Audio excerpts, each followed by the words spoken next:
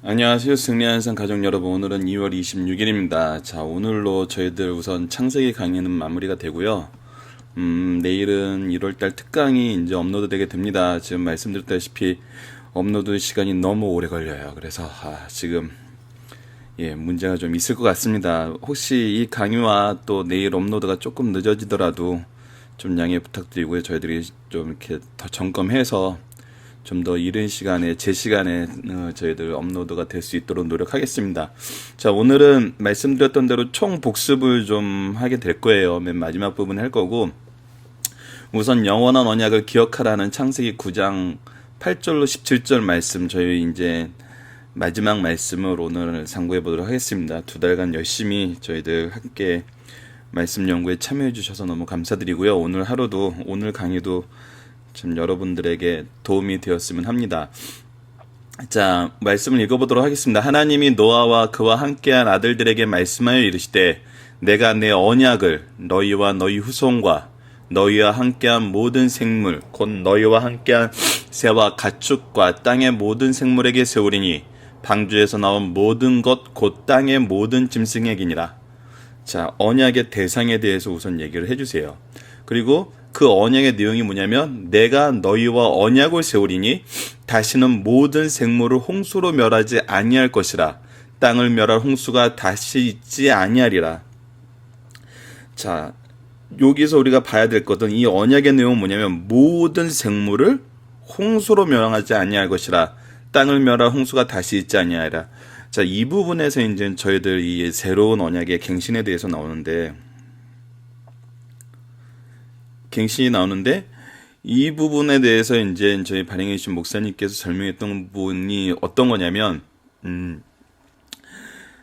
모든 생물을 멸할 이 홍수가 다시 있지 않겠다는 것은, 우리의 죄가, 인간의 죄가 이 홍수로 심판을 모든 생물을 멸할 만큼의 죄가 다시 생기지 않는다는 얘기는 아니거든요.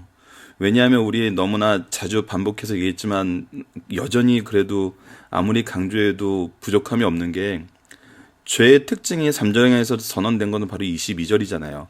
선악을 아는 일에 우리와 하나가 되었다는 얘기는, 이제 우리들 마음대로 선악의 기준을 세워서 하나님의 뜻과 다른 우리의 기준대로 살 거란 거거든요. 그것이 이제 더 이상 하나님을 필요로 하지 않는 가인의 후손들이 세웠던 성에서 나타났죠. 근데 그것이 바로 죄거든요. 하나님의 기준과 다른 거. 그래서 이 죄가 이제 없어질 수 없어요. 없어지지 않았다는 게 나타나죠. 사사기 21장 25절에서도 이제 그들에게 왕이 없으므로, 하나님이 왕이셨는데 스스로 왕이 없다고 생각하고 왕이 없으므로 자기 소견에 오른 대로 행하였더라. 자기 소견에 오른 대로 행해요. 그리고 우리 계속 강조했지만 로마서 10장 2절로 3절, 유대인들에 대해서 얘기하면서 그들이 하나님에 대한 열정은 있는데 하나님에 대해서 바로 알지 못한 그 미련함 때문에 무엇을 해요? 자기의 의를 세워요. 하나님의 의가 아니라 자기의 의를 세워요. 오히려 어떻게 해요? 예수님을 죽이는 데까지 죄를 짓게 되죠. 그러니까 이 일은 계속 반복돼요. 근데 하나님께서 여기서 우리에게 주신 언약은 뭐죠? 그래도 참으시겠다. 노아의 시대에 무드셀라의 이름에 따라서 969년간 이 하나님의 인내하시는 삶의 모습을 보여줬던 것처럼 인내하시는데, 언제까지 인내하시겠다? 다시는 이런 지상의 홍수와 같은 이런 걸로 하지 않으시고 예수님 재림 때까지 인내하시겠다라는 뜻이 있는 거거든요. 구속사적인 전체의 관점에서 봤을 때. 그래서 오히려 하나님의 인자하심, 하나님의 사랑하심이, 하나님의 참으심이, 사랑으로 기회를 주심이 더 커졌죠. 그러면서 뭘 계속 하세요? 그냥 내버려 두시는 게 아니에요. 뭘 하시죠? 사도와 선지자들을 보내서 계속 회개를 촉구하세요. 이게 하나님의 방법이거든요. 이게 하나님의 사랑이거든요. 그냥 너희들이 언젠가는 깨닫고 돌아오겠지 하고 돌아오는 게 아니라, 구속사의 중심 일꾼들을 보내셔서 이들로 하여금 하나님의 사랑과 하나님의 인내하심과 이 재림의 심판에 대해서 끊임없이 얘기하세요. 그래서 예수님도 처음에 오셨을 때는 사랑의 예수님으로 오셨지만 다시 올라가시면서 무엇을 얘기하세요? 심판을 얘기하세요. 최후의 재림에 대해서 얘기하세요. 이게 바로 저희들 다음 주 마가복음에서 연결이 됩니다. 예수님께서 종말의 때를 예고하시고 재림의 주를 선포하시는 것이 우리에게 바로 연결이 돼요. 그래서 이것은 정말 이 새로운 언약 안에서 하나님께서 얼마나 우리를 참으시고 얼마나 우리의 회개를 위해서 노력하실 것인지. 그러니까 이것은 단순히 오케이 참을게 하고 끝나는 게 아니에요. 더 많이 사랑하고 더 많이 노력하고 더 많이 애쓰시는 그 내용을 우리가 보는 거예요. 자, 계속 보도록 하겠습니다. 12절 하나님이 이르시되 내가 나와 너희와 함께하는 모든 생물 사이에 대대로 언약을 세워 언약의 증거는 이것이니. 자, 하나님은 우리 이제 마지막 부분에서도 확인을 하겠지만 언약을 세우시면은 언약을 기억할 수 있는 그 제도를 주세요. 이 확인할 수 있는 방법을 주세요. 그것이 뭐예요? 무지개예요. 자, 이 무지개는 하나님의 이 언약을 기억하게 해요. 하나님이 참으신다. 과거에 우리의 죄로 인해서 심판을 받았다. 그리고 이것이 언제까지 참으신다? 예수님께서 재림하실 때까지 참으신다. 그래서 이것이 계속 우리 눈앞에 나타나서 이 언약을 기억하게 하세요. 이거는 굉장히 직접적인 거예요. 그러면서 우리가 이제 마지막에서 확인할 것은 태초의 창조의 언약 때부터, 창조 때부터 주어졌던 언약이 우리의 삶에서 어떻게 계속 반복적으로 확인되고 있고 이루어지고 있는지도 다시 한번 볼게요. 하지만 여기서는 이 언약의 증표로 뭘 주셨어요? 무지개를 주셨어요. 이 무지개를 주셨다는 건 뭐예요? 기억하게 하는 거예요. 리마인드 하게 하는 거예요. 잊지 않게 하시는 거죠. 믿게 하는 거죠. 증거가 되는 거예요. 이 증거가 된다는 데 포커스가 있습니다. 이제 계속 보도록 하겠습니다. 내가 구름으로 땅을 덮을 때 무지개가 구름 속에 나타나며 내가 나와 너희와 민 육체를 가진 생물 사이에 내 언약을 기억하리니. 증거가 되는 거예요. 기억하게 하는 거예요. 다시는 물이 모든 육체를 면하는 홍수가 되지 아니할지라 무지개가 구름 사이에 있으리니 내가 보고 나 하나님과 모든 육체가 아닌 땅의 모든 생물 사이에 영원한 언약을 기억하리라. 하나님의 언약은 이 언약뿐만이 아니에요. 하나님의 언약은 영원한 언약이에요. 왜냐하면 하나님이 약속하신 것은 변해요, 안 변해요? 안 변해요. 하나님 이 무지개를 보고 이 언약이 영원한 언약이라고 얘기해 주는 건 뭐냐면, 야 너희들 하나님 나하고 한 언약을 믿어. 단순히 이 홍수의 언약만 믿으라는 이 1차원적인 범위에서 벗어나서 이 우리에게 이 창세기 1장에서 9장까지 나타났던 이 모든 언약이 신실하게 이루시는 하나님이라는 거를 믿으라는 거예요. 믿을 수 있게 해 놓으셨다는 거거든요. 우리의 믿음이 흔들리지 않게 하나님은 그 모든 조치를 하나님이 해놓으신, 하나님이 만드신 그곳에 다 숨겨놓지도 않아요. 드러내 놓으셨죠. 근데 우리는 뭘 하는 거예요? 믿지 못하는 건 뭐예요? 거부하기 때문이에요. 이 얘기를 이제 오늘 해주시는 거거든요. 그래서 하나님의 언약이 우리 여기 영원한 언약이라고 얘기해놨지만 하나님의 언약이 영원하지 않은 언약이 없어요. 그거를 이제 우리가 오늘 마지막에 확인을 하는 거예요. 자, 하나님이 노아에게 또 이르시되 내가 나와 땅에 있는 모든 생물 사이에 새로운 언약이 이것이라 하시니라. 그래서 세운 언약이 이것이에요. 변하지 않는 언약이에요. 자, 그렇다면 오늘 본문을 보고 마지막 부분에서 한번 복습을 해보도록 하겠습니다. 자, 본문 묵상하기 하나님이 주신 언약의 내용, 언약의 상징, 언약의 적용에 대해서 정리를 해봅시다. 이제 이 내용을 정리를 하고 이 기준으로 우리가 1장에서부터 배웠던 거를 복습을 하면은 그 내용을 더 잘 이해할 수가 있을 거예요. 자, 언약의 내용은 오늘 9장 11절이에요. 내가 너희와 언약을 세우리니 다시는 모든 생물을 홍수로 멸하지 아니할 것이라. 땅을 멸하 홍수가 다시 있지 아니하리라. 그래서 이 말씀이 지금 이루어져요, 안 이루어져요? 이루어져요. 온 인류를 멸망시킬 그런 이제 심판은 없어요, 지금. 언제까지? 예수님 오실 때까지. 더군다나 뭘로? 물론 없어요.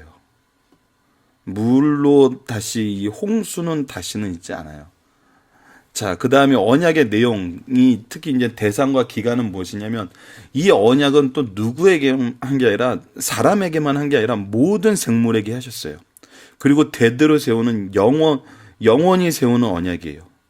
이 기간은 영원해요. 하나님의 언약의 특징은 영원이에요. 그래서 우리가 믿을 수 있는 거예요. 믿음은 이 하나님의 신실함의 기초에서 우리 믿음이 나온 거거든요. 변덕스럽고 이때는 되고 이때는 안 되는 믿음은 그건 우리가 믿을 수 없죠. 우리가 이것이 그래서 하나님과 우리 인간의 차이예요. 우리 저스티스 정의에 대해서 얘기할 때 인간이 얘기하는 정의는 항상 상대적일 수밖에 없어요. 이것이 지금 우리가 이미 성인들은 알고 있는 거잖아요. 이것이 나에게는 옳은 거지만 나에게 옳은 건 남한테 절대적으로 항상 옳을 수는 없거든요. 왜 그래요? 그 근거가 바로 이 창세기 3장 22절 자기 선악을 아는 일에 우리와 같이 되었다는 건 이제 선악을 아는 일에 각자 자기의 기준이 있는 거거든요. 각자 자기의 기준이 있는데 자기의 기준에 우리가 가지고 있는 자기의 기준은 뭐예요? 신실하지 않다는 거예요. 하지만 누구의 기준은 신실해? 하나님의 기준은 신실하다는 거거든요. 이것이 지금 우리와 하나님의 정말 아이들 표현은 넘사벽이죠. 넘을 수 없는 변하지 않는 특징이죠. 그래서 지금 이 부분을 저희가 알아야 돼요. 자, 이 부분에 대해서 지난주에 이제 중동부 아이들하고 이런 대화를 했어요. 그 전에 이제 집회 오신 목사님께서 아이들이 둘째 아들이 미국에서 오래 살았더니 그 얘기를 하더래요. You hypocrites. 뭐냐면 아버지는 위선자야. 아버지가 뭐 설교하는 거랑 아버지의 삶이 똑같지가 않아. 이런 얘기를 한다는 거예요. 근데 맞아요. 그 부분에 대해서 부인할 수 있는 사람은 아마 아무도 없을 겁니다. 그래서 미국 속담에는 이런 게 있어요. Do what I say, don't what I do. 뭐냐면 do what I say. 해. 어떻게 해? 내가 말하는 대로 해. 근데 don't. 하지 마. 어떻게 하지 마? What I do. 내가 하던 대로 하지 마. 뭐 얘기해요? 부모님이 자기들도 그렇게 못하는 거에 대해서 아이들한테는 그렇게 하라고 얘기한다는 거예요. 담배 피는 아버지가 담배 피지 말라고 얘기하고 술 마시는 부모님이 너는 술 마시지 말라고 얘기한다니까요. 이게 위선이죠. 근데 우리가 이 신앙생활을 하면서 교회와 가정에서 위선을 발견할 때 어떻게 해요? 두 가지 나쁜 방향이 있어요. 첫 번째는 이 위선에 동참해요. 그렇게 신앙생활해도 되나 보다 하고 자기 마음대로 자기 기준대로 신앙생활을 해요. 이 위선을 따라가는 거죠. 두 번째는 이 믿음 안에 있는 사람들이 위선적이야. 그래서 나는 이 믿음을 믿지 못하겠어. 이 믿음을 믿지 못하게 되는 거예요. 근데 이거는 하나님의 기준이 아니라 사람이거든요. 그래서 가장 좋은 방법은 그거라고. 이 위선이 느껴질 때 이제 중동부 이상 되면 느껴요. 이 위선이 느껴질 때는 무엇을 봐야 되냐 하면은 우리 인간의 연약함을 볼 줄 알아야 돼요. 연약함을 인정할 줄 알아야 돼요. 근데 이 연약함을 보고 연약함을 인정하면 무엇이 드러나는지 아세요?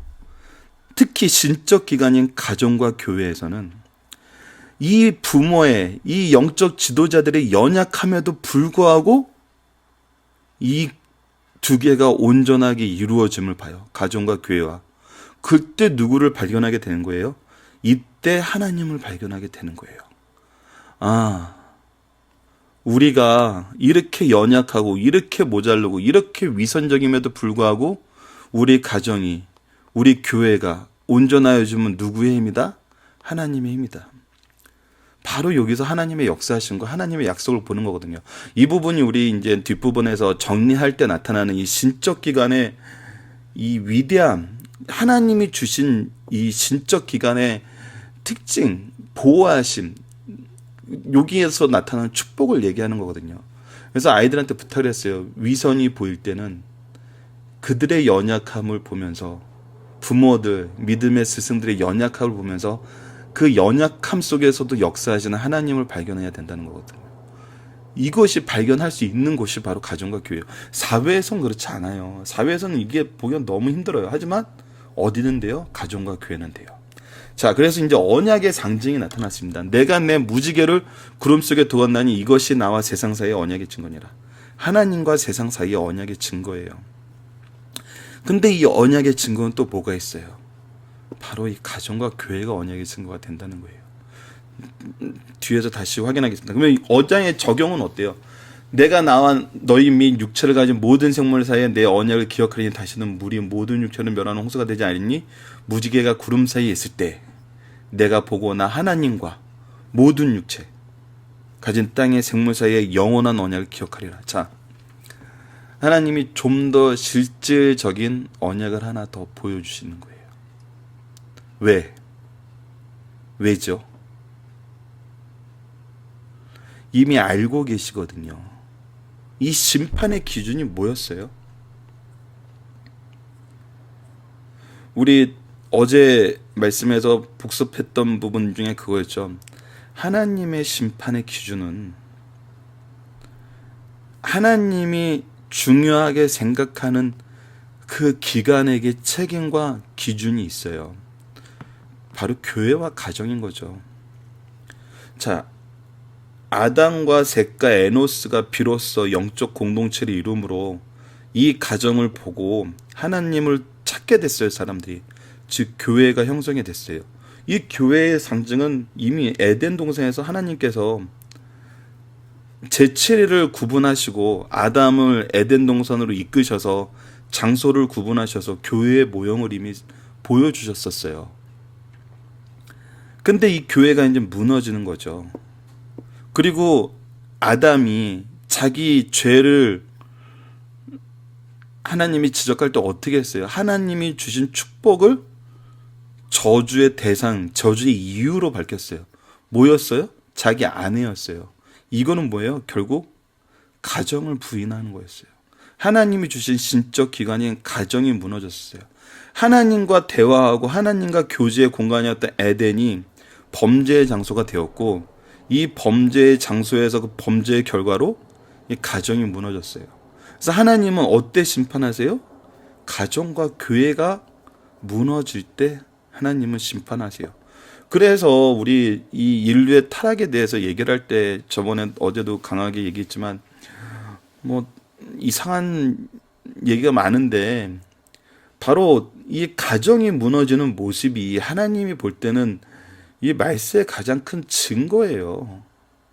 교회와 가정이 무너지고 있다는 것은 이때는 이제 심판이 가까웠다는 거예요. 왜? 교회와 가정이 하나님과의 교제의 장소가 더 이상 안 됐을 때는 이제 그 교제의 장소가 되고 여전히 유지하는 하나님의 백성을 구원해야 되거든요. 이들까지 물들게 해서는 안 되거든요.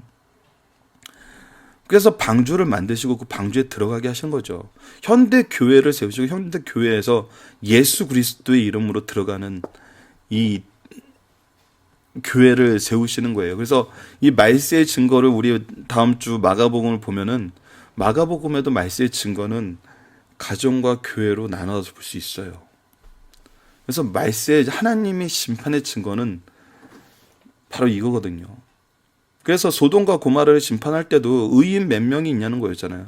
의인의 공동체가 유지되고 있었냐는 거거든요. 유지 안 됐잖아요.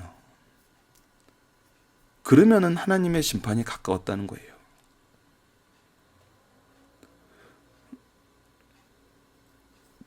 자, 이제 본문 중심 사상을 보도록 하겠습니다. 사람들은 여전히 추악하고 사악하지만 홍수로 지구 전체를 전멸하는 심판은 더 이상 없을 것이다. 이것이 이제 하나님께서 세우신 언약의 갱신이거든요. 더 인내하시겠다는 거예요. 더 참으시겠다는 거예요. 하나님께서 사람 너희와 너희 후손과 언약을 세우신다. 이 언약은 동등한 쌍무계약이 아니라 하나님 편에서 일반적으로 베푸시는 은혜 계약이에요. 모든 언약은 이제 이 은혜 계약이었어요. 특히 언제부터? 우리 타락 이후에. 사람들은 여전히 죄악 중에 있을지라도 다시는 주의 재림시까지 인류를 전멸시키는 홍수의 심판을 얻게 하겠다. 이는 인간 스스로 참 소망이 없고 진정한 소망은 오직 하나님께만 있다는 사실을 가르쳐 주는 거예요. 소망은 이제 누구에게만 있어요? 하나님께만 있어요. 우리 인간 스스로에게는 찾을 수 없어요. 오직 하나님께만 있는 거예요. 자, 2번 하나님께서 언약의 증표로 무지개를 주셨다. 무지개가 나타나기 위해선 대기 중에 높은 습도를 조성할 폭우와 강렬한 햇빛이 동시에 필요해요. 그러므로 무지개는 인간의 죄로 인한 하나님의 심판이 뒤따른다는 어미하신 모습과 인간을 생명으로 인도하는 하나님의 무조건적이며 불가항적인 은혜가 동시에 나타나요. 즉 이거는 심판과 구원을 상징을 해요. 이 두 가지 의미를 다 가지고 있는 거예요. 하나님의 언약의 증표인 무지개는 과거에 대한 어두운 기억과 미래에 대한 밝은 희망이 연결되어 죄가 넘치는 곳에 은혜도 넘친다는 복음이 제시되는 거예요. 이거에 대한 말씀이 바로 로마서 5장 20절 말씀이에요. 율법이 들어온 곳은 범죄를 더하려 함이나 그러나 죄가 더한 곳에 은혜가 더욱 넘쳤나니. 우리의 삶의 모습이 하나님을 가까이 하면서 우리의 죄가 드러날 때 무엇을 깨닫게 돼요? 은혜가 너무나 풍성함을 깨닫게 되는 거예요. 우리가 말씀을 통해서 하나님의 이 역사를 볼 때마다 우리가 겸손해질 수밖에 없고 하나님 앞에 죄를 자복할 수밖에 없고 회개할 수밖에 없어요. 그때 우리가 뭘 느끼게 돼요? 하나님의 은혜가 더욱 큼을 느끼게 돼요. 이것이 우리 신앙인들이 갖게 되는 정말 엄청난 모습이죠. 자, 3번을 보도록 하겠습니다. 하나님께서는 인간들의 행동이 하나님의 요구하시는 기준에 미달되어도 무지개를 보시고 심판하지 않으세요. 주님께서 재림하셔서 육신을 입은 인류의 역사가 끝날 때까지 인간들의 죄악은 멈추지 않아요. 멈출 수 없어요. 멈추는 방법은 오직 하나님과 동행하는 건데 사람들의 삶의 특징이 뭐예요? 더 하나님을 거부하는 삶을 살게 돼요. 노아의 홍수 때보다 더 많은 죄악이 멈추지 않을 거예요. 노아의 홍수 때보다 더 많은 죄악이 사람들의 역사 속에서 나타날 거예요. 나타났잖아요. 우리 이 현대사에서도 두 번의 이 세계 대전으로 인해서 얼마나 인류가 피폐해지고 그 안에 이 죄의 잔혹성을 우리가 얼마나 깊게 확인해요. 현대사회는 뭐 다른가요?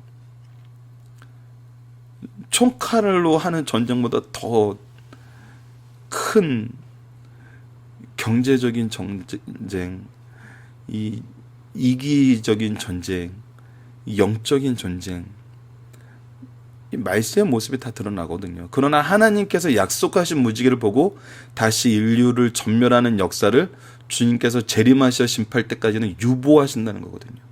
없는 것이 아니에요. 유보예요. 무지개는 뭐예요? 이 유보하심을 나타내면서 언젠가는 심판과 구원이 반드시 있다는 거예요. 무지개 언약은 인간 행동과 상관없이 하나님께서 은혜를 일방적으로 베푸신다는 것을 뜻해요. 이 무지개를 인간이 만들지 않아요. 인간이 드러내지 않아요. 하나님이 만드셨어요. 하나님이 주셨어요. 이게 바로 우리 은혜의 복음 핵심인 이신층이죠. 믿음으로 구원을 얻게 되는 예수님의 모습입니다. 자, 그러면 이제 총 정리를 한번 해보도록 하겠습니다. 총 4가지 파트로 이제 좀 구성을 해봤어요. 간단하게 했는데 이제 이것을 한번 보도록 하겠습니다. 자, 키워드는 위쪽에 있어요. 사랑. 하나님은 사랑이세요. 그리고 하나님의 특징은 일하신다는 거예요. 그래서 우리도 일을 해요. 우리가 놀고 먹는 게 없어요. 그리고 그 안에 이제 언약이 있어요. 우리 이제 오늘 언약으로 보자는 거 언약의 핵심이죠. 그리고 그 언약의 중심에는 뭐가 있어요? 신적 기관이 있어요. 교회와 가정이 있어요. 이 교회와 가정은 무엇으로 이루어지는 거예요? 계시 의존 신앙. 바로 이 언약을 의존하는 계시 의존 신앙이 있어요. 그리고 이 언약은 이 계시는 어때요? 변하지 않아요. 그것이 바로 하나님의 의예요. 자, 그러면 이제 천지창조 1장과 2장을 한번 복습을 해보도록 할게요. 자, 첫 번째 천지창조에서 나타나는 것은 교제를 준비하는 하나님의 사랑이에요. 빛은 하나님을 드러내신 걸 나타내요. 이 세상의 창조의 이유는 바로 우리와 교제하기 위한 하나님의 사랑의 그 표현이었던 거죠. 그래서 우리 여러 번 얘기했지만 부모님이 자녀와 교제를 위해서 이 방을 꾸미고 많은 아이들이 필요한 것을 채우는 것처럼 하나님은 하나님의 사랑을 나타내시는 거예요. 뭐를 위해서? 우리와 교제를 위해서. 그래서 천지 창조 안에서도 이 교제를 위한 준비가 드러나요. 빛을 통해서 하나님의 역사를 보게 하세요. 하나님을 드러내세요. 그 궁창을 통해서 하나님과 대화할 수 있는 방법을 주세요. 하늘에 계신 우리 아버지, 하나님을 향해서 언제 어디서나 기도할 수 있다는 것을 얘기하는 거거든요. 그 땅은 교제의 장소고 그 땅에서 나타나는 직문의 위로를 위해서 미리 준비하심을 나타내요. 해달 별은 시간의 개념을 나타내죠.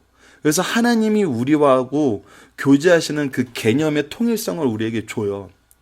그리고 나서 어떻게 해요? 해달 별과 모든 창조물을 통해서 하나님의 능력을 경험하게 하세요. 하나님의 위대하심을 우리가 눈으로 보게 하세요. 하나님이 영적인 존재지만 이 모든 세상에 하나님의 사랑을 드러내셨어요. 그래서 우리가 이것을 보고 하나님을 발견하는 게 뭐라 그래요? 우리 자연계시라 그러잖아요. 그런데 그 중심에는 뭐예요? 바로 우리 인간이 있었어요. 그래서 인간은 어떤 존재예요? 하나님의 형상으로 만드셨어요. 사람의 말의 어원은 하나님의 형상이라는 거거든요. 이 하나님의 형상에게 하나님이 하신 일은 뭐예요? 생육하고 번성하고 땅을 다스리라요. 그거는 뭐예요? 다스리라는 것은 소유를 의미하는 것이 아니라 하나님의 축복이 인간을 통해 온 세상에 보여진다는 거예요. 온 세계에게 나타난다는 거예요. 축복의 통로라는 거예요. 우리 하나님의 자녀의 특징은 하나님의 축복의 통로예요. 즉 뭐예요? 하나님의 대행자예요. 하나님과 함께 일하는 사람이에요. 그러면서 관계는 뭐예요? 바로 신부와 자녀예요. 신랑 되신 예수와 신부 된 우리 성도들, 하나님 아버지 되신 하나님과 자녀인 우리, 이것이 지금 하나님이 천지 창조에서 보여주는 모습이거든요. 근데 이 천지 창조에서 보였던 모습을 좀 더 굳혀야 되는 게 뭐냐면 바로 언약의 관계인 2장이에요. 자, 언약을 이제 준비하세요. 그러면서 안식일의 제도에 대해서 선언하시는 게 1절로 3절이죠.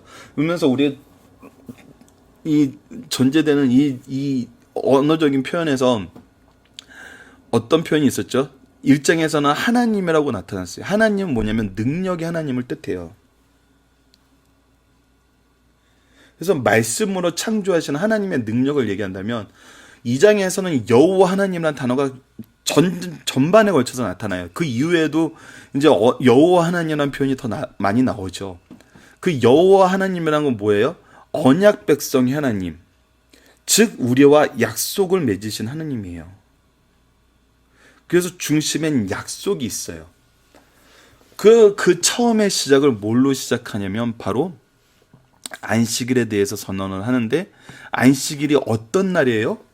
복과 거룩이 있는 날이에요. 너희를 복되고 거룩하게 한다는 것은 복과 거룩이 있다는 건데, 이 얘기는 뭐예요? 우리 인간이 하나님의 형상으로 창조되었지만 이걸로 하나님이 우리의 창조를 끝내신 게 아니에요. 어디까지 이르게 하셨어요? 이 복과 거룩하심을 통해서 하나님이 우리를 하나님의 정말 자녀되는 그 위치로, 정말 자녀 삼으심의 그 위치는 뭐냐면 바로 하나님과 영원히 살 수 있는 그 위치로 우리를 인도하시기로 약속하셨던 거예요. 즉 성장의 의미가 있어요. 어디까지 성장해요? 이 모습에 대해서 우리 많이 얘기했지만 바로 예수님이 부활체의 모습으로 주셨던 그 부활체의 모습이 원래 이 언약을 세우실 때 하나님께서 첫 번째 언약을 세우실 때 우리에게 약속하셨던 그 모습이란 거예요. 이 교제의 관계, 이 성장의 관계를 주시기 위해서 우리를 만드신 거거든요. 처음부터.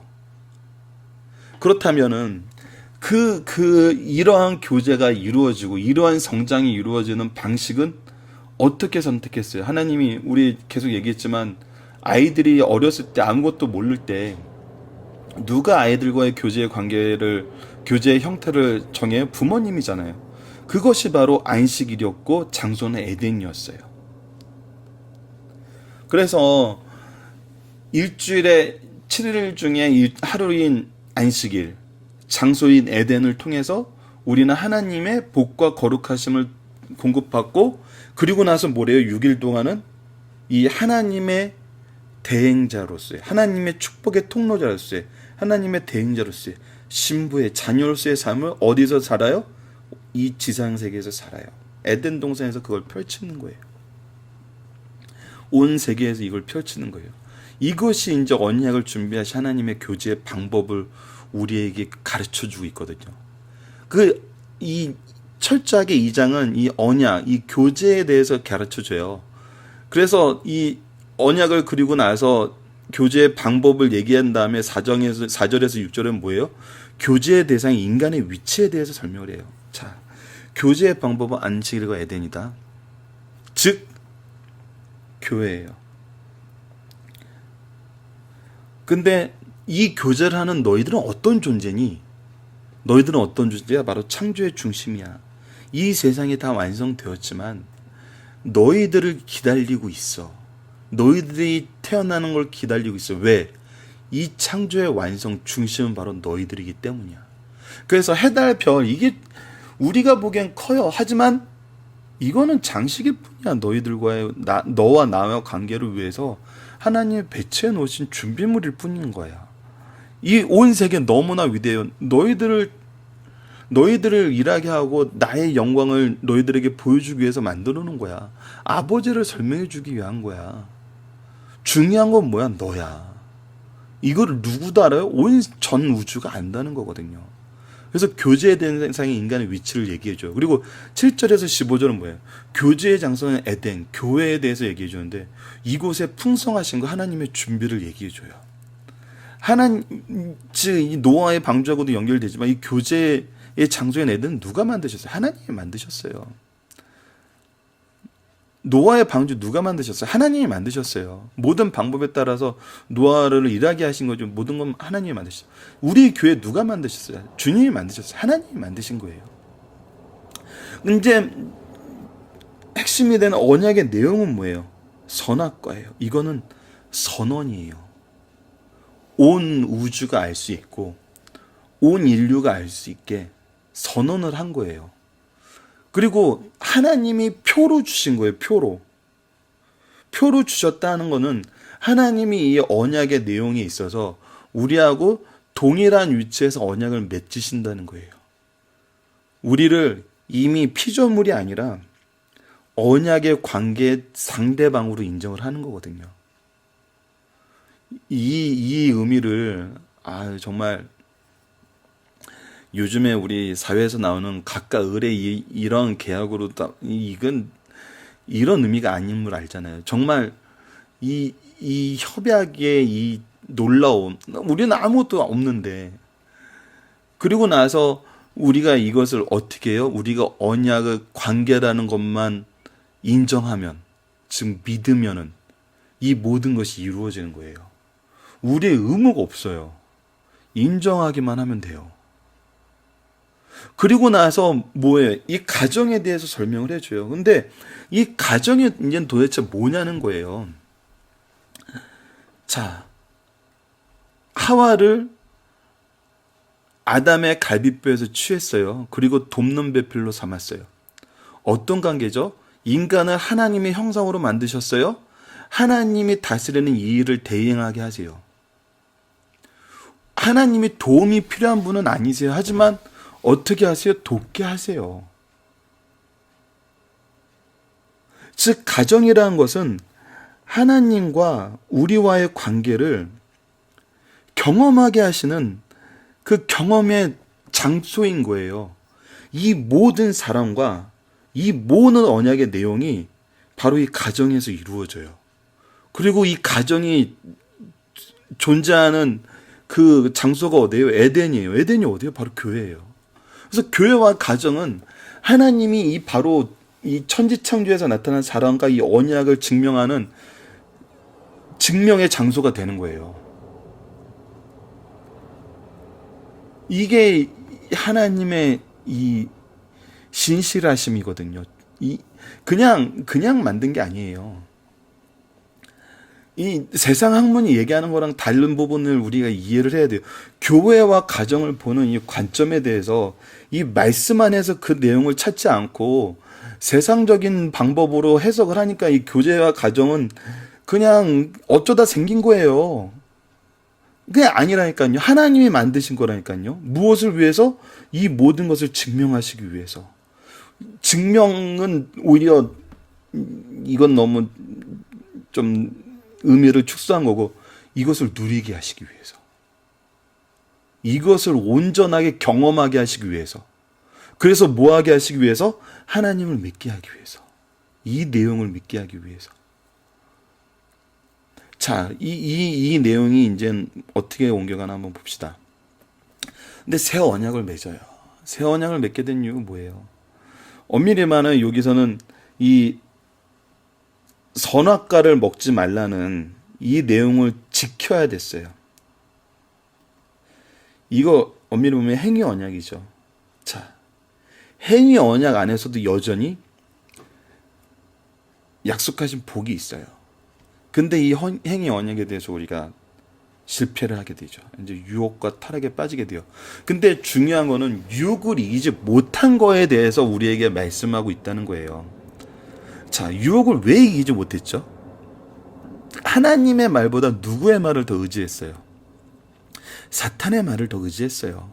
그래서 이 시험을 이기는 대표적인 방법, 예수님께서 광야에서 시험 받으시던 그 내용, 마태복음 4장 1절에서 10절 말씀, 뭐라고 이기세요? 기록하였을 때, 기록되었을 때. 즉 말씀을, 하나님의 말씀을 신실하게 의지하면은 우리가 유혹을 이겨요.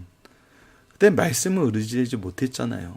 그래서 하나님이 더욱 이 말씀의 중요성을 얘기를 하는 겁니다. 자, 그런데 이 유혹을 이기지 못한 인류에게 하나님은 어떻게 하세요? 사랑의 조치를 먼저 하세요. 먼저 찾아오세요. 아니, 당할 테면 당해봐라. 너희들이 이제 너희들의 부끄러움과 너희들의 그 무지함과 너희들의 그 죄의 결과에 인한 사망을 너희들이 그냥 당해봐라 하고 내버려 두는 게 아니라 먼저 찾아오세요. 그리고 심판을 선언하기 전에 어떻게 해요? 구속을 먼저 선언하세요. 하나님은 항상 사랑의 조치가 먼저였어요. 그런데 죄의 특징으로 나타난 인간의 모습은 뭐예요? 회개가 없어요. 그리고 축복이 제 이유가 돼요. 아담이 뭐라 그래요? 아유, 하나님이 주신 이 여자가, 와, 하나님의 이 언약의 증거를 누리게 하고 이것을 정말 우리가 경험하게 하는 이 사람. 그래서 아담이 처음에 뭐라 그래요? 내 살 중에 살리고 뼈 중에 뼈라. 이거는 무슨 말이냐면, 내가 죽음을 당하더라도, 내가 이 각이 띄어서 죽음을 당하더라도 나는 너를 더 사랑한다는 거예요. 이 나의 몸 중에 몸이라는 거예요. 하나라는 거예요. 그래서 이보다 더 좋은 건 없다는 거거든요. 이 세상에 무엇도 남자에게 여자와의 관계처럼 하나가 되는 건 있을 수가 없어요. 뭐 피조물 중에 찾아보세요.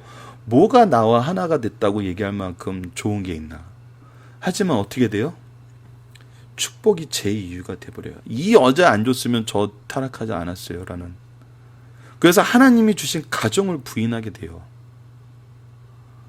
이게 죄의 특징이거든요. 축복이 죄의 이유가 돼요. 축복을 핑계를 대요. 그래서 많은 이 이상한 사람들이 뭐 얘기하는 게 뭐예요? 아니, 선악과 안 만들었으면 죄를 안 지었지. 이거는 축복의 선언이었어요. 온 세계가 알 수 있게 만드는. 사탄이 당연히 이걸 알았죠. 근데 어떻게 해요? 모르는 것처럼 물어보잖아요. 이거는 축복의 선언이 이제 우리의 죄의 이유로 들면서 누구를 탓하는 거예요? 결국 하나님을 탓하는 거예요. 이게 뭐예요? 이제 자기 기준이에요. 22절에서 선언되고 사사기 21장 25절, 로마서 10장 2절 3절에서 이게 이제 죄의 특징이에요. 근데 이제는 무엇이 사는 방법인지 아담은 알아요. 언약을 의지해야지 산다는 걸 알아요. 그래서 이 구속의 선언인 3장 15절에서 선언되었을 때 여자의 후손이 뱀의 후손의 머리를 찢을 것이고 뱀의 후손이 여자의 후손의 뒤꿈치를 밟을 거라는 이 언약에 의지해서 어떻게 해요? 자기 아내 이름을 하와라고 해요. 모든 산자의 어머니. 그래서 네 후손을 통해서, 네가 낳는 아이를 통해서 우리의 메시아가 탄생한 거죠. 메시아 대망사전이 나타난 거예요. 그러면서 이제 하나님은 가죽옷을 주시고 추방을 하세요. 가죽옷은 무엇이요? 피 흘림이요. 우리 이제 어제 살펴봤던 것처럼 피 흘림이 없이는, 생명이 없이는 우리의 속죄함이 없다는 거예요. 왜죠? 하나님이 죽는다고 했기 때문에. 그리고 추방. 우리가 이 죄의 문제가 되지 않은 상태에서 생명나무의 실과를 먹게 되면 어떻게 돼요? 영원히 심판만 있어요. 죄의 문제를 해결받고 우리가 예수 그리스도를 통과해야 돼요. 그래서 추방을 시키세요. 그래서 이 두 가지는 사랑의 주체예요. 자, 이제 9장에서 나타난 언약의 갱신입니다. 이 부분은 우리 이미 살펴봤으니까 간단하게 보도록 할게요. 자, 심판의 기준은 하나님의 백성이에요. 그래서 하나님의 백성은 어떤 사람인지 이 셋의 후손의 계보를 통해서 나타내줘요. 아담은 하나님의 형상대로 창조함을 받았고 자기와 같은 형상을 닮은 셋이라 그러면서 하나님의 형상으로 창조받았던 이 하나님과 동행하는 이 첫 번째 모습을 회복한 셋의 계보를 얘기하면서 이 신실한 가문의 구속사의 가문의 계보를 얘기해 주죠. 하나님의 백성의 중심이란 걸 얘기를 해줘요. 그러면서 새 언약의 대상은 인류와 모든 피조물이고 새 언약의 내용은 다시 물로 심판하지 않음이고 새 언약의 상징 무지개예요. 근데 자, 여기서 봅시다. 왜 언약의 통일성과 점진성이 있냐 그러면, 자, 하나님이 처음에 언약 관계에서 1장 2절에서 보여줬던 두 가지, 교회와 가정. 자, 이 모습은 하나님의 축복의 상징이에요. 가정과 교회는 하나님과 우리의 교제의 상징이고, 우리가 어떤 창조를 받았다는 거, 하나님의 형상으로 창조받아서 하나님의 백성이 되고 하나님의 자녀가 되었다는 그 공간이 어디예요? 바로 가정과 교회예요. 우리 첫 번째 축복이에요. 자, 이 축복이 우리 타락에 의해서 없어졌나요? 안 없어졌어요. 오히려 이거를 하나님께서 강화시켜 나가죠. 바른 예배를 통해서, 제사제도와 예수 그리스도를 통해서 교회와 이 믿음의 부모님의 영적 축복권을 허락하시면서 이 가정을 오히려 더 강화시켜 나가세요. 이 얘기는 뭐예요? 하나님이 우리 죄로 인해서 우리가 얻어야 될 축복을 거두셨어요? 안 거두셨어요? 안 거두셨어요. 생육하고 번성하라. 가인의 후손에게 이 축복권을 거두셨어요? 안 거두셨어요. 그러면서 이 죄악의 시대에 언약을 갱신하면서 이거를 거두세요? 안 거두세요. 방주와 노아의 가정을 통해서 교회와 가정을 계속 유지시키세요. 이 얘기는 뭐예요? 하나님의 언약은 변함이 없어요. 언제까지? 영원히. 이게 통일성이에요. 오히려 이것을 강화시키기 위해서 뭘 해요? 계속 언약을 갱신하세요. 갱신하셔서 무엇 하세요? 이것을 더 축복하시고 더 보호하시고 더 신실하게 인도하시고 이것을 유지하시기 위해서 더 많이 일하세요. 누구를 통해서? 구속사의 중심 일꾼들을 통해서. 이 수고는 절대 헛된 수고가 아니에요. 그래서 우리 신앙의 생활의 중심이 바로 가정과 교회에서 이 모든 것을 누리는 거예요. 이것이 변하지 않는 게 하나님의 의예요. 이것을 유지하게 하시기 위해서 무엇을 줬어요? 말씀을 주셨어요. 그리고 더더욱 참으세요. 참으세요. 끝까지 인내하세요. 그 끝이 언제예요? 예수님 오실 때까지. 그래서 가정과 교회가 정말 하나님이 주신 신적 기관임 우리가 창세기를 통해서 확인을 해요. 확인을 했어요. 성경 전체를 통해서 확인이 돼요. 하나님의 역사심이 이 가정과 교회를 떠난 적이 없어요. 끝까지 지키세요. 이거를 지키게 하시기 위해서 계속 말씀을 주세요. 계속. 구약 시대에는 이 홍수 전에는 어떻게 했어요? 하나님이 직접 찾아오셔서 말씀하셨어요. 가인에게도 하나님이 찾아오셔서 말씀하셨어요. 죄를 이겨라. 이게 말씀이거든요. 계시거든요. 우리에게 주신 말씀이거든요. 근데 어떻게 해요? 타락해서 안 돼요. 그리고 나서 이제 아브라함 시대 모세 시대까지 하나님께서 직접 얘기를 하세요. 하지만 그때는 어떻게 돼요? 출애굽 시대는 어떤 모습이 나타나죠? 이제 하나님의 영광의 그 상징만 나타나도 우리가 죽을 것 같아요. 왜 죽어요? 죄 때문에 죽죠. 죄는 하나님과 공존할 수 없거든요. 그래서 어떻게 해요? 하나님의 대리인인 모세에게 듣고 와달라 그러잖아요. 그래서 이제 모세에게 하나님이 뭘 주세요? 이제 말씀을 주시는 거예요. 기록된 말씀을 주시기 시작하는 거예요. 누구를 위해서? 이제 하나님과 대면하지 못한 우리를 위해서. 누구를 위해서? 이제 나를 위해서.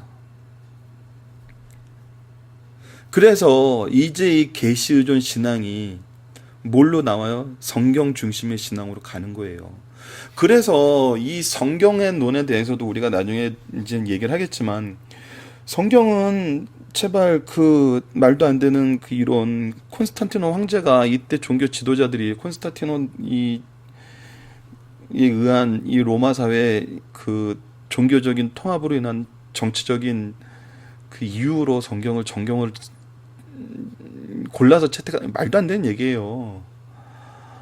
이 성경의 역사를 알면 이 얘기가 얼마나 말도 안 되는지 알아요. 이거는 누가 주장하는 거예요? 가인의 성에서 자기네들의 기준으로 하나님을 부인하기 시작하면서 나왔던 그런 이론들에서 시작하는 내용들이에요. 물론 이것들이 신학자들이 얘기를 하는데, 이 말씀의 기초를 우리가 알고 난다면 과연 우리가 정말 여전히 그런 주장을 할 수 있을지는 두고 봐야 돼요. 말도 안 되는 거거든요. 그래서 우리가 신앙생활을, 왜 가정과 교회가 신적 기관이고 계시 의존 신앙을 해야 되고 하나님의 은은 이것이 어떻게 드러나는지 우리가 이것을 보지 못하면은 신앙생활이 이상하게 해요. 자기 마음대로 자기 기준에 따라서 해요. 하지만 그렇게 해서는 안 돼요.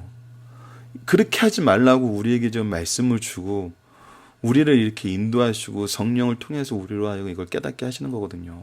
그래서 정말 이제 우리 마가복음에서도 예수님에 대해서도 배우고 예수님이 말씀에 대해서 말씀하셨던 걸 미리 먼저 살펴보게 되지만, 이 하나님의 기관인 영적 신적 기관인 가정과 교회가 바로 이 하나님이 주시는 창조의 섭리와 이 은혜와 사랑을 우리에게 경험하게 하는, 경험에 작으면서도 이것을 누리게 하는 축복의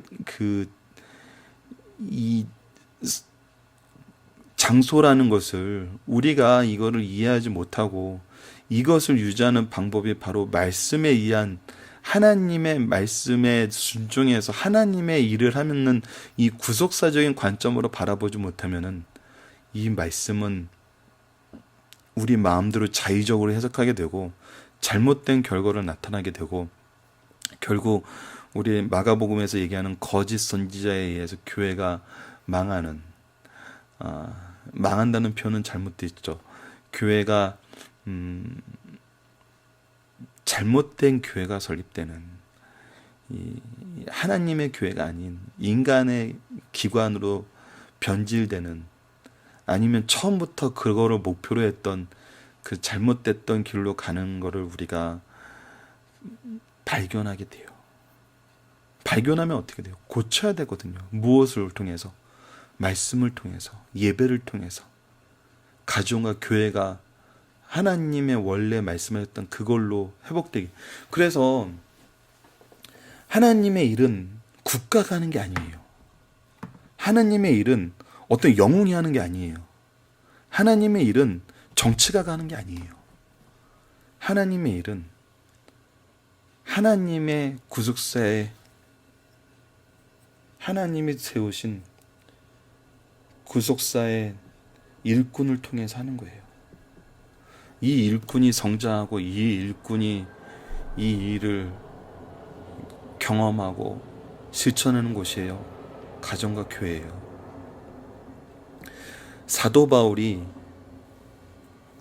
전 세계를 여행하면서 선교를 해요. 어디서 하기 시작해요? 회당에서 하게 시작해요. 자, 유대인들이 그들의 죄로 인해서 이스라엘에서 쫓겨나서 전 세계에 퍼지는데 회당을 세웠어요. 회당을 세워서 뭐 했어요? 안식일이면 회당에서 모여서 하나님 말씀을 들었어요. 자, 바울이 광장에서 하나님 말씀을 전한 적도 있어요. 하지만 정말 하나님의 말씀을 전할 수 있었던 가장 큰 제도적인 것은 무엇냐면 안식일날 사람들이 회당에 모인다는 거였어요. 여기서 복음이 전파되기 시작했거든요. 자, 안식일날 회당, 현재 주일날 교회. 이것이 무너지면, 말씀 선포의 장이 무너지면은 정말 큰 위기거든요. 우리가 이 세대를 살아가면서 이 부분을 보고 이것을 기준으로 우리의 미래를 우리가 예측할 수 있어요. 뭘로? 말씀을 근거로. 이 두 개가 무너지면은 심판의 때가 온 거거든요.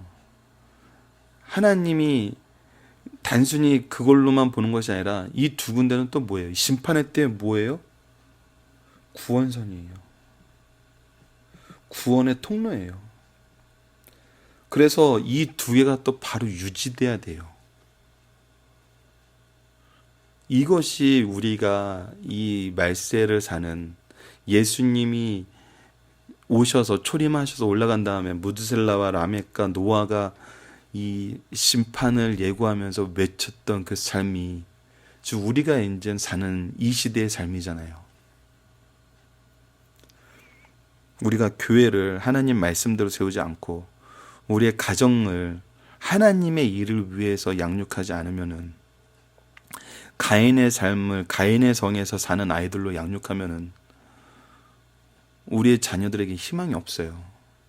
우리 교회가 하나님 말씀대로 서지 않고 뭔가 다른 것을 원하면서 부흥을 꿈꾼다면 우리 교회의 미래는 더 이상 없는 거거든요. 말세 때 노아의 방주로서의 역할을 했던 그 교회, 노아의 가정이 되기 위해서는 철저하게 계시의존 신앙이 있어야 되고 철저하게 우리 가정과 교회를 하나님 말씀대로 유지해야 돼요. 그러기 위해서 이 구속사적인 이 역사관과 신앙관이 있어야 돼요. 없으면은 유지가 안 돼요. 자기 소견에 좋은 대로 하게 되거든요. 그래서 이 부분을 우리 승리하자 가족 여러분들이 다시 한번 깊이 묵상하고, 사순절 기간인데 저희들 다음 주부터 이제 마가복음 말씀을 보면서 이 부분에 대해서 더욱더 깊이 좀 더 가까이 실제적으로 묵상할 수 있는 우리 승리하자 가족 여러분들 되었으면 합니다. 은혜의 하나님, 주신 은혜와 그 언약을 신실하게 지키셔서 우리로 하여금 믿게 하시고 그 약속을 누리며 살게 하심을 감사합니다. 우리에게 주신 예수님의 구속의 언약과 성교 명령도 기억하며 누리게 하여 주시고 언제나 변하지 않는 하나님의 진실함을 의지하게 하여 주소서. 예수님 이름으로 기도드립니다. 아멘.